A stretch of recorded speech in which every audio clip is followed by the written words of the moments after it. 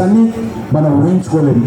ఈరోజు అనేక రకాల సమస్యలు పరిష్కారం చేసి సమర్థవంతంగా ముందుకు తీసుకెళ్తున్నటువంటి నరేంద్ర మోడీ గారు మీకు తెలుసు, ఆర్టికల్ 370 తొలగించాడు, మహిళల చతుర్శాల చట్టాన్ని తీసేశాడు, మహిళలకు 33% రిజర్వేషన్ తీసుకొచ్చాడు, వ్యవసాయ రంగాన్ని ప్రోత్సహిస్తున్నాడు, జాతీయ రహదారులు అద్భుతంగా నిర్మాణం చేస్తూ ఉన్నాడు.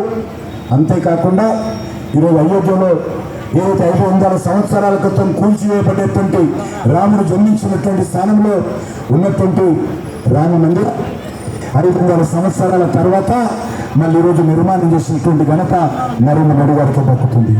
కాబట్టి మీ అందరూ కోరుతా ఉన్నాను, ఎన్నికల్లో నరేంద్ర మోడీ గారిని ఆశీర్వదించి కమలం పువ్వు గుర్తు మీరు గెలిపించాల్సిందిగా మీ అందరం కోరుకుంటున్నారు.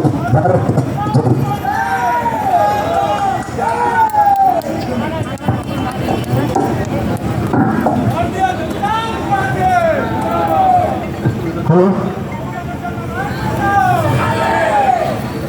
ఓకే చెప్పండి భయ్యా, సాంగ్ వేసుకోండి, సాంగ్.